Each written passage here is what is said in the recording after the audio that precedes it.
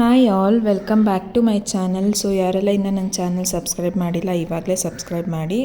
ಸುಮಾರು ಮಕ್ಕಳು SSLC exam complete ಮಾಡಿದ್ದೀರಾ, ರಿಸಲ್ಟ್ಗೋಸ್ಕರ ವೆಯ್ಟ್ ಮಾಡ್ತಾ ಇದ್ದೀರಾ. ರಿಸಲ್ಟ್ ಬಂದಮೇಲೆ ವಾಟ್ ನೆಕ್ಸ್ಟ್ ಅನ್ನೋದೊಂದು ಯೋಚನೆ ಆಗಿಬಿಟ್ಟಿರುತ್ತೆ. ಏನು ಮಾಡಬೇಕು, ಯಾವ ಕೋರ್ಸ್ ತೊಗೋಬೇಕು, ಯಾವ ಕಾಲೇಜ್ ಜಾಯ್ನ್ ಆಗಬೇಕು, ಒಬ್ಬರು ಒಂಥರ ಹೇಳ್ತಾರೆ, ಈ ಥರ ಎಲ್ಲ ಯೋಚನೆಗಳು ಬಂದಿರುತ್ತೆ. ಸೊ ಹಿಂಗಿರಬೇಕಾದ್ರೆ ಏನು ಮಾಡಬೇಕು ಅನ್ನೋದನ್ನು ನಾನು ನಿಮಗೆ ಸಜೆಸ್ಟ್ ಮಾಡ್ತಾ ಹೋಗ್ತೀನಿ. ಖಂಡಿತವಾಗ್ಲೂ ಫೇಕ್ ಪೀಪಲ್ಸ್ ಹೇಳೋ ಅಂಥದ್ದು, ಫೇಕ್ ಅಡ್ವೈಸಸ್ಗಳಿಗೆ ನೀವು ತಲೆ ಕೊಡೋಕ್ಕೆ ಹೋಗಬೇಡಿ. ಯಾಕಂತಂದರೆ ಇದೇ ನಿಮ್ಮ ಲೈಫ್ನ ಡಿಸೈಡ್ ಮಾಡುವಂತಹ ಒಂದು ಟರ್ನಿಂಗ್ ಪಾಯಿಂಟ್ ಆಗಿರುತ್ತೆ. ಸೊ ನೀವು ಯಾರೆಲ್ಲ ಅಡ್ವೈಸ್ ಕೊಡ್ತಾರೆ ಅಂತ ಅವರ ಲೈಫ್ನೇ ಅವ್ರು ಡಿಸೈಡ್ ಮಾಡ್ಕೊಳಕ್ಕೆ ಬಂದಿರಲ್ಲ.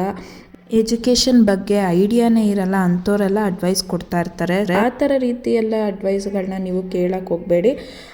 ಸೊ ಮಾರ್ಕೆಟಲ್ಲಿ ಯಾವುದು ಡಿಮ್ಯಾಂಡ್ ಇರುತ್ತೋ ಕೋರ್ಸು, ಆ ಕೋರ್ಸಿಗೆ ಜಾಯ್ನ್ ಆಗೋದು ಬೆಟರ್ ಅನಿಸುತ್ತೆ. ಇವಾಗ ಡಿಮ್ಯಾಂಡ್ ಇಲ್ಲದೆ ಇರ್ತಕ್ಕಂಥ ಕೋರ್ಸಿಗೆ ಜಾಯ್ನ್ ಆಗಿ ಸೊ ಟೈಮ್ ವೇಸ್ಟ್ ಮಾಡೋದಕ್ಕಿಂತ ಡಿಮ್ಯಾಂಡ್ ಇರ್ತಕ್ಕಂಥ ಕೋರ್ಸಿಗೆ ಜಾಯ್ನ್ ಆಗೋದು ತುಂಬ ಬೆಟರ್ ಅಂತ ಅನಿಸುತ್ತೆ. ಸೊ ಕೆಟ್ಟ ಸಲಹೆಗಳನ್ನ ಕೊಡೋದಕ್ಕಿಂತ ಶತ್ರು ಇನ್ನೊಂದಿಲ್ಲ ಅಂತ ಅಂತಾರೆ. ಆ ಸಲಹೆಗಳನ್ನ ಇಟ್ಕೊಂಡು ನೀವು ನಿಮ್ಮ ಲೈಫ್ನ ಸ್ಟಾರ್ಟ್ ಮಾಡೋಕ್ಕೆ ಹೋಗ್ತೀರಾ, ಬಟ್ ಅದು ಡ್ರಾಪ್ಔಟ್ ಆಗೋ ಚಾನ್ಸಸ್ ತುಂಬ ಇರುತ್ತೆ. ಯಾರೋ ಒಬ್ಬರು ಹೇಳ್ತಾರೆ BE ಮಾಡು, BE ತುಂಬ ಸ್ಕೋಪ್ ಇದೆ, ಅಥವಾ ಮೆಡಿಕಲ್ ಮಾಡು, ಮೆಡಿಕಲ್ಗೆ ತುಂಬ ಸ್ಕೋಪ್ ಇದೆ, ಆರ್ಟ್ಸ್ ತಗೋ ತುಂಬ ಸ್ಕೋಪ್ ಇದೆ ಅಂತ. ಆದರೆ ಯಾವುದು ನಿಮ್ಮ ಕೆಪಾಸಿಟಿಯಲ್ಲಿರುತ್ತೋ ಅದನ್ನು ತಗೊಳ್ಳಿ. ಮಧ್ಯದಲ್ಲಿ ಕೋರ್ಸು ಡ್ರಾಪ್ ಮಾಡುವಂತಹ ಕೆಲಸ ಬೇಡ. ಯಾರು ಏನು ಹೇಳ್ತಾರೆ ಅದನ್ನು ಕೇಳೋದಕ್ಕಿಂತ ನಿಮ್ಮ ಟ್ಯಾಲೆಂಟ್ ಮೇಲೆ ಡಿಪೆಂಡ್ ಆಗೋದು ಇಂಪಾರ್ಟೆಂಟ್ ಆಗುತ್ತೆ. ಸೊ ಬೋಲ್ಡ್ ಆಗಿರಬೇಕು. ನೀವು ಹೊರಗಡೆ ಹೋಗಿ ಕೂಡ ನಾನು ಏನೋ ಒಂದು ಸಾಧನೆ ಮಾಡ್ತೀನಿ, ನಮ್ಮ ಮನೆ ಮುಂದಕ್ಕೆ ಕಾಲೇಜ್ ಬೇಕು, ನಮ್ಮ ಮನೆ ಮುಂದಕ್ಕೆ ಟ್ಯೂಷನ್ಸ್ ಬೇಕು ಅಂತಂದರೆ ಆಗಲ್ಲ. ನೀವೇನೋ ಒಂದು ಸಾಧನೆ ಮಾಡಬೇಕು ಅಂತಂದರೆ ಫಸ್ಟು ನೀವು ಬೋಲ್ಡ್ ಆಗಿರಬೇಕು. ಎಲ್ಲೋಗಿ ಯಾವ ಸಿಚುಯೇಷನ್ ಆದರೂ ಫೇಸ್ ಮಾಡ್ತೀನಿ ಅಂತ ಇರಬೇಕು. ಬಾವಿ ಒಳಗಿನ ಕಪ್ಪೆ ರೀತಿ ಆಗಬಾರ್ದು. ಅದಕ್ಕೆ ಮೀರಿ ಹೊರಗಡೆ ಕೂಡ ಪ್ರಪಂಚ ಇರುತ್ತೆ. ಆ್ಯಂಡ್ ನೀವಿನ್ನೂ ಚಿಕ್ಕವರಲ್ಲ, ನೀವು ಆಲ್ರೆಡಿ 16 ಇಯರ್ಸ್ ಕಂಪ್ಲೀಟ್ ಆಗಿದೆ. ನೀವು ಮೆಚ್ಯೂರಿಟಿ ಬಂದಿರುತ್ತೆ. ನಿಮ್ಮ ಲೈಫ್ ಹೇಗಿರುತ್ತೆ ಅನ್ನೋದನ್ನು ಥಿಂಕ್ ಮಾಡ್ಕೊಳ್ಳೋ ಕೆಪಾಸಿಟಿ ನಿಮಗೂ ಇರುತ್ತೆ. ಸೊ ನೀವು ಫಸ್ಟಿಗೆ ಯೋಚನೆ ಮಾಡಬೇಕು, ನೀವು ಬೇರೆಯೊಬ್ಬರ ಅಂದರೆ ಪೇರೆಂಟ್ಸ್ ಅಥವಾ ಗಾರ್ಡಿಯನ್ ಹೆಲ್ಪ್ ತೊಗೊಂಡು ನೀವು ಎಜುಕೇಷನ್ ಕಂಟಿನ್ಯೂ ಮಾಡ್ತೀರಾ, ಅಥವಾ ಕೆಲವರಿಗೆ ಅವ್ರ ಲೈಫಲ್ಲೇ ತುಂಬ ಕಷ್ಟ ಇರುತ್ತೆ, ಅದರಲ್ಲೂ ಅವ್ರು ಓದಬೇಕು ಅಂತಂದರೆ ಅದು ಇನ್ನೂ ಕಷ್ಟ ಆಗುತ್ತೆ. ಸೊ ಅವರೇ ಏನೋ ಒಂದು ಜಾಬ್ ಮಾಡ್ಕೊಂಡು, ಪಾರ್ಟ್ ಟೈಮ್ ಜಾಬ್ ಮಾಡ್ಕೊಂಡೆಲ್ಲ ಸ್ಟಡಿ ಮಾಡಬೇಕಾ, ಇದನ್ನೆಲ್ಲ ನೀವು ಫಸ್ಟೇ ಯೋಚನೆ ಮಾಡ್ಕೋಬೇಕು. ಸೊ ಆ ರೀತಿ ಇರಬೇಕಾದ್ರೆ ಯಾರಾದರೂ ಪೇರೆಂಟ್ಸ್ ಹೆಲ್ಪ್ ಮಾಡ್ತಾರೆ, ನನಗೆ ಓದಿಸ್ತಾರೆ ಚೆನ್ನಾಗಿ ಅಂತ ಇರೋದಾದರೆ 8 ಇಯರ್ಸ್ ಕೋರ್ಸಿಗೆ ಹೋಗ್ಬೋದು ನೀವು. ಅಂತಂದರೆ PU ಮುಗಿದು, ಮೆಡಿಕಲ್ ಮುಗಿದು, MD ಮುಗಿದು, ಆಮೇಲೆ ನಿಮ್ಗೊಂದು ಲೈಫ್ ಸೆಟಲ್ ಆಗುತ್ತೆ. ಆ ರೀತಿ ನೀವು ಲೇಟಾಗಿ ನಿಮ್ಮ ಲೈಫ್ ಸೆಟಲ್ ಮಾಡ್ಕೋಬೋದು. ಇಲ್ಲಪ್ಪ ನಾನೇ ಮನೆಯಲ್ಲಿ ಮೇಂಟೈನ್ ಮಾಡಬೇಕು, ಅಥವಾ ನನಗೆ ಬರೋ ಸ್ವಲ್ಪ ಇನ್ಕಮಿಂದ ನಾನು ಓದ್ಕೋಬೇಕು, ಅಥವಾ ನಮ್ಮ ಮನೇಲಿ ಇಷ್ಟು ಅಮೌಂಟ್ ಫಿಕ್ಸ್ ಆಗಿದ್ದಾರೆ, ಇಷ್ಟರಲ್ಲೇ ಓದೋಕ್ಕೆ ಕಂಪ್ಲೀಟ್ ಮಾಡೋಕ್ಕೆ ಟ್ರೈ ಮಾಡಬೇಕು ಅಂತಕ್ಕಂಥವ್ರು ಸ್ವಲ್ಪ ಬೇಗ ಜಾಬ್ ಸಿಗೋ ಅಂತಹ ಕೆಲಸನ ನೋಡಿಕೊಂಡ್ರೆ, ಅಂದರೆ ಎಜುಕೇಷನ್ ಫೀಲ್ಡ ಸೆಲೆಕ್ಟ್ ಮಾಡಿಕೊಂಡ್ರೆ ತುಂಬ ಚೆನ್ನಾಗಿರುತ್ತೆ. ಇವಾಗ ನೀವು 16 ಇಯರ್ಸ್ ಅಂತಂದರೆ 18 ಇಯರ್ಸ್ಗೆ you are eligible to vote ಮಾಡೋಕ್ಕೇ ನೀವು ಎಲಿಜಿಬಲ್ ಇರ್ತೀರ. ಸೊ ಹಂಗಿರ್ಬೇಕಾದ್ರೆ ನೀವೇನು ಮಾಡಬೇಕು, PU ಆದ ನಂತರ ಯಾವುದೋ ಒಂದು ಡಿಗ್ರಿ ಕಂಪ್ಲೀಟ್ ಮಾಡಿಕೊಂಡು IAS IPS ಈ ಥರ ಎಕ್ಸಾಮ್ಸ್ ಎಲ್ಲ ಬರ್ಕೊಳ್ಳೋದು, ಅಥವಾ BEd ಮಾಡ್ಕೊಳ್ಳೋದು, ಡಿಪ್ಲೊಮೊ ಮಾಡ್ಕೊಳ್ಳೋದು, ಬೇಗ ಕೆಲಸ ಸಿಕ್ಬಿಡುತ್ತೆ ನಿಮಗೆ. ITI ಮಾಡ್ಕೊಳ್ಳೋದು, ಈ ಥರ ಕೋರ್ಸ್ಗಳನ್ನ ನೀವು ಸೆಲೆಕ್ಟ್ ಮಾಡ್ಕೋಬೋದು. ಸೊ ಅವರು 8 ಇಯರ್ಸ್ 9 ಇಯರ್ಸ್ ಕಂಪ್ಲೀಟ್ ಮಾಡಿ ಏನು ಬಂದಿರ್ತಾರೆ ಅವರು ಕೂಡ ಇದೇ ಸ್ಯಾಲ್ರಿಯನ್ನು ತೊಗೋತಾರೆ. ನೀವು ಕೂಡ ಏನು ಒಂದು 5 ಇಯರ್ಸ್ 6 ಇಯರ್ಸ್ಗೆಲ್ಲ 3 ಇಯರ್ಸ್ 4 ಇಯರ್ಸ್ಗೆಲ್ಲ ಏನು ನೀವು ಜಾಬ್ ತೊಗೊಂಡಿರ್ತೀರ, ನೀವು ಅದೇ ಸ್ಯಾಲ್ರಿಯನ್ನು ತೊಗೊಳ್ತಾ ಇರ್ತೀರ. ಸೊ ಹಾಗಂತ ನೀವು ಡಿಪ್ರೆಸ್ ಆಗಬಾರ್ದು. ದುಡ್ಡಿಲ್ಲ, ನಾವು ಓದೋಕ್ಕಾಗಲ್ಲ ಅಂತ ಗೌರ್ಮೆಂಟ್ ಕಾಲೇಜಸ್ಗಳು, ಹಾಸ್ಟೆಲ್ಸ್ಗಳು ಎಲ್ಲ ತುಂಬ ಫೆಸಿಲಿಟೀಸ್ ಇದೆ. ಇವಾಗ ತುಂಬ ಅಪ್ಡೇಟ್ ಆಗಿದೆ. ನಿಮಗೆ ಒಳ್ಳೆ ಕಾಲೇಜಸ್ಸು, ಒಳ್ಳೆ ಹಾಸ್ಟೆಲ್ ಫೆಸಿಲಿಟಿ ಎಲ್ಲ ಇರುತ್ತೆ. ಸೊ ಅದನ್ನು ಸರ್ಚ್ ಮಾಡಿ ನೀವು ಹುಡುಕಿ ಅದ್ರ ಬಗ್ಗೆನೂ ಕಾನ್ಸಂಟ್ರೇಟ್ ಮಾಡಿ ನೀವು ಕೂಡ ನಿಮ್ಮ ಕೆಪಾಸಿಟಿ ಇರ್ತಕ್ಕಂತಹ ಏನು ಕೋರ್ಸ್ಗಳನ್ನ ಸೆಲೆಕ್ಟ್ ಮಾಡಿಕೊಂಡು ಓದ್ಕೋಬೋದು. ಸೊ ಆ್ಯಂಡ್ ಸ್ಟೂಡೆಂಟ್ಸ್ ಲೋನ್ಸ್ ಕೂಡ ಕೊಡ್ತಾರೆ. ಸೊ ಅದ್ರ ಬಗ್ಗೆ ಕೂಡ ನೀವು ಕಾನ್ಸಂಟ್ರೇಟ್ ಮಾಡ್ಬೋದು. ಕೆಲವ್ರು ಹೇಳ್ತಾರೆ IAS ಓದಬೇಕು, KAS ಓದಬೇಕು ಅಂತಂದರೆ ನೀನು ಆರ್ಟ್ಸ್ ತೊಗೊಂಬಿಡ್ಬೇಕು, ಸೈನ್ಸ್ ತೊಗೋಬೇಡ ಅಥವಾ ಕಾಮರ್ಸ್ ತೊಗೋಬೇಡ ಅಂತ. ಸೈನ್ಸ್ಗೂ ಕಾಮರ್ಸ್ಗೂ ಆರ್ಟ್ಸ್ಗೂ IASಗೂ KASಗೂ ಯಾವುದೇ ರಿಲೇಷನ್ ಇಲ್ಲ. ಸೊ ನೀವು ಯಾವ ಕೋರ್ಸ್ ಆದರೂ ಮುಗಿಸಿ ನೀವು ಡಿಗ್ರಿ ಕಂಪ್ಲೀಟ್ ಮಾಡಿದರೆ ನೀವು ಬಂದು ನೀವು IAS KAS ಎಕ್ಸಾಮ್ಸ್ನ ನೀವು ಎಂಟ್ರೆನ್ಸ್ ಎಕ್ಸಾಮ್ಸ್ಗಳನ್ನ ಕ್ಲಿಯರ್ ಮಾಡಿಕೊಂಡು ನೀವು ಆಫೀಸರ್ಸ್ಗಳಾಗ್ಬೋದು. ಇವಾಗ ಅದೊಂದು ಕ್ರೇಜ್ ಇರುತ್ತೆ, ನಾನು ಇಂಜಿನಿಯರ್ ಆಗಿದ್ದೀನಿ ಆದರೂ ಕೂಡ ನನಗೆ IAS KAS ಮಾಡಬೇಕು ಅಂತಂದರೆ ದೇ ಕ್ಯಾನ್ ಡೂ ಇಟ್. ಅದು 1 ಇಯರ್ 2 ಇಯರ್ ಹಾರ್ಡ್ ವರ್ಕ್ ಮೂಲಕ ನೀವು ಅದನ್ನು ಅಚೀವ್ ಮಾಡ್ಬೋದು. ಆದರೆ 1 ವರ್ಷಕ್ಕೆ 1,000 ಜಾಬ್ ಕಾಲ್ ಮಾಡ್ತಾರೆ ಅಂತಂದರೆ ಎಲ್ಲರಿಗೂ ಅದು ಲೈಫ್ ಕೊಡಲ್ಲ. ಕೆಲವರು IAS KAS ಫಿಕ್ಸ್ ಆಗಿಬಿಟ್ಟಿರ್ತಾರೆ, ಬಟ್ ಅದು ಎಲ್ಲರಿಗೂ ಲೈಫ್ ಕೊಡಲ್ಲ. ಸೊ ಯೋಚನೆ ಮಾಡಿ ನೀವು ತೊಗೋಬೇಕಾಗತ್ತೆ. ನೀವು ಪರ್ಟಿಕ್ಯುಲರಾಗಿ ಒಂದು ಜಾಬ್ ಸಿಗೋವಂತಹ ಫೀಲ್ಡನ್ನು ಆಯ್ಕೆ ಮಾಡಿಕೊಂಡು ನೀವು ಸ್ಟಡಿ ಮಾಡಬೇಕಾಗತ್ತೆ.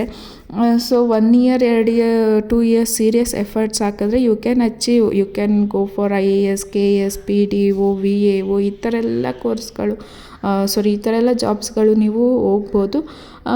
ಆದರೆ ನಿಮ್ಗೆ ಅದೇ ಸಿಗುತ್ತೆ ಅಂತ ಕಾನ್ಫಿಡೆನ್ಸ್ ಮೇಲೆ ಬೇರೆ ಕೋರ್ಸ್ ಕಂಪ್ಲೀಟ್ ಮಾಡ್ದೇ ಇರೋ ಪ್ರಯತ್ನ ಮಾಡಬೇಡಿ. ಆ್ಯಂಡ್ ನೀವು ನಿಮ್ಮ ಮಾರ್ಕ್ಸ್ ನೋಡಿ ನೀವು ನಿಮ್ಮ ಕೆಪಾಸಿಟಿಯನ್ನು ಡಿಸೈಡ್ ಮಾಡೋಕ್ಕೆ ಹೋಗಬೇಡಿ. ಯಾಕಂತಂದರೆ ಮಾರ್ಕ್ಸ್ ಇವಾಗ ಹೆಂಗಾಗ್ಬಿಟ್ಟಿದೆ ಅಂತಂದರೆ ಎನಿವನ್ ಕ್ಯಾನ್ ಸ್ಕೋರ್ ಮಾರ್ಕ್ಸ್, ಆದರೆ ಅವರಲ್ಲಿ ಟ್ಯಾಲೆಂಟ್ ಕಮ್ಮಿ ಇರುತ್ತೆ. ಸೊ ನಿಮ್ಮ ಕೇಪಬಿಲಿಟಿ ಎಷ್ಟಿದೆ ಅನ್ನೋದು ನಿಮ್ಮ ಟೀಚರ್ಸ್ಗೆ ಅಥವಾ ನಿಮ್ಮ ಪೇರೆಂಟ್ಸ್ಗೆ ಗೊತ್ತಿರುತ್ತೆ. ನಿಮ್ಮ ಟೀಚರ್ಸ್ ಜೊತೆ ನಿಮ್ಮ ಪೇರೆಂಟ್ಸ್ ಜೊತೆ ಆ್ಯಂಡ್ ಸ್ವಲ್ಪ ತಿಳ್ಕೊಂಡಿರ್ತಕ್ಕಂತಹ ವ್ಯಕ್ತಿಗಳ ಜೊತೆ ಡಿಸ್ಕಸ್ ಮಾಡಿ ನೀವು ಯಾವ ಕೋರ್ಸ್ ತೊಗೋಬೋದು ಅಂತ ಡಿಸೈಡ್ ಮಾಡ್ಕೊಳ್ಳೋದು ಬೆಟರು.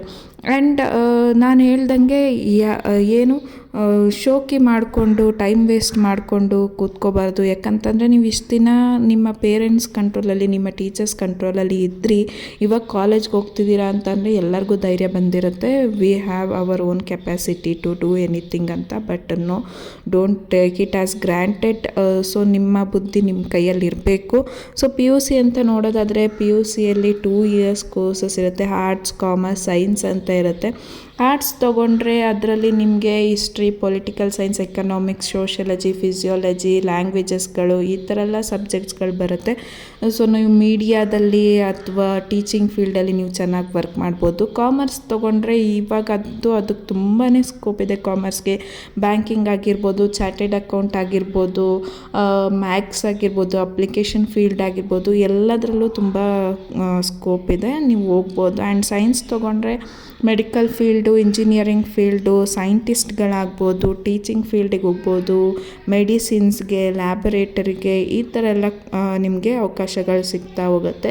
ನೆಕ್ಸ್ಟ್ ಡಿಪ್ಲೊಮೊ ನೋಡೋದಾದರೆ ಅಥವಾ ಪಾಲಿಟೆಕ್ನಿಕ್ ಕೋರ್ಸ್ ಅಂತ ನೋಡೋದಾದರೆ ಇದೊಂದು 3 ಇಯರ್ಸ್ ಕೋರ್ಸ್ ಆಗಿರುತ್ತೆ. ಇದರಲ್ಲಿ mechanical, civil, chemical, computer, textile, automobile ಈ ಥರ ಎಲ್ಲ ಕೋರ್ಸಸ್ಗಳು ಬರುತ್ತೆ. 3 ಇಯರ್ಸ್ ಅಂತ ಅಂದರೆ 19 ವರ್ಷಕ್ಕೆ ನಿಮಗೆ ಜಾಬ್ ಸಿಕ್ಬಿಡುತ್ತೆ. ITI ನೋಡೋದಾದರೆ ITIಯಲ್ಲೂ ಕೂಡ ನಿಮಗೆ ಒಳ್ಳೆ ಕೋರ್ಸ್ಗಳಿದ್ದಾವೆ. ಪ್ಲಮ್ಮಿಂಗು, ಈ ಥರ ಬೇಕರ್ಸು, ವೆಲ್ಡರು, ಫಿಟ್ಟರ್, ಕಾರ್ಪೆಂಟರ್ ಅಂತ. ಸೊ ಇದರಲ್ಲೂ ಕೂಡ ಜಾಬ್ ಓರಿಯೆಂಟೆಡ್ ಕೋರ್ಸ್ ಆಗಿರುತ್ತೆ, ನಿಮಗೆ ಬೇಗ ಕೆಲಸ ಸಿಗುತ್ತೆ. ನೆಕ್ಸ್ಟ್ ಪ್ಯಾರಾಮೆಡಿಕಲಲ್ಲಿ ನೋಡೋದಾದರೆ ಎಕ್ಸ್ರೇ, ಡಯಾಲಿಸಿಸ್ಸು, ನರ್ಸಿಂಗು ಇದೆಲ್ಲ 2 ಅಥವಾ 3 ಇಯರ್ಸ್ ಕೋರ್ಸ್ ಇರುತ್ತೆ. ನಿಮಗೆ ಬೇಗ ಡೈರೆಕ್ಟಾಗಿ ಹಾಸ್ಪಿಟಲ್ಸಲ್ಲಿ, ಲ್ಯಾಬ್ಗಳಲ್ಲಿ ಕೆಲಸ ಸಿಗುತ್ತೆ. ಇನ್ನು ಶಾರ್ಟ್ ಟರ್ಮ್ ಕೋರ್ಸ್ ನೋಡೋದಾದರೆ fashion designing, jewellery designing, travel ಈ ಥರ ಎಲ್ಲ ಕೋರ್ಸ್ಗಳಿರುತ್ತೆ. ಇದ್ರ ಮೇಲೆ ಆಸಕ್ತಿ ಇರೋರು ಇದನ್ನು ಕೂಡ ಟ್ರೈನಿಂಗ್ ತೊಗೊಂಡು 6 ಮಂತ್ಸು 10 ಮಂತ್ಸ್ ಎಲ್ಲ ನೀವು ಲೈಫಲ್ಲಿ ಸೆಟಲ್ ಆಗ್ಬೋದು.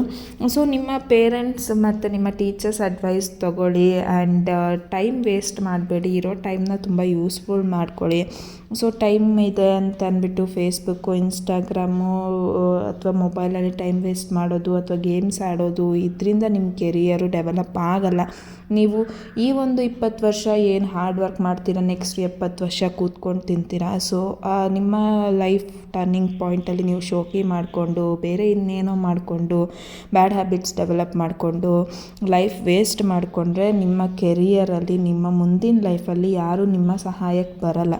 ಸೊ ನೀವು ಯಾರ ಜೊತೆ ಫ್ರೆಂಡ್ಶಿಪ್ ಮಾಡ್ಕೋತೀರಾ ಅನ್ನೋದು ಕೂಡ ಇಂಪಾರ್ಟೆಂಟ್ ಆಗುತ್ತೆ. ಅಂದರೆ ನಿಮ್ಗೊಂದು ಕನಸಿರುತ್ತೆ ಚೆನ್ನಾಗಿ ಓದಬೇಕು, ಚೆನ್ನಾಗಿ ಮಾರ್ಕ್ಸ್ ತೊಗೋಬೇಕು, ಒಳ್ಳೆ ಕೆರಿಯರ್ ಡೆವಲಪ್ ಮಾಡ್ಕೋಬೇಕು ಅಂತ. ಅಂದರೆ ನಿಮ್ಮ ಫ್ರೆಂಡ್ಸು ಫಿಲಮ್ಗೆ ಹೋಗೋಣ, ಫೇಸ್ಬುಕ್ಕಲ್ಲಿ ನೋಡೋಣ, ಅಥವಾ ವಾಟ್ಸಪ್ ಯೂಸ್ ಮಾಡೋಣ, ಇನ್ಸ್ಟಾಗ್ರಾಮಲ್ಲಿ ನೋಡೋಣ ಅಂತ ಹೇಳ್ತಿರ್ತಾರೆ. ಸೊ ಅಂಥ ಫ್ರೆಂಡ್ಶಿಪ್ ಬೇಡ, ಅವಾಯ್ಡ್ ಮಾಡಿ.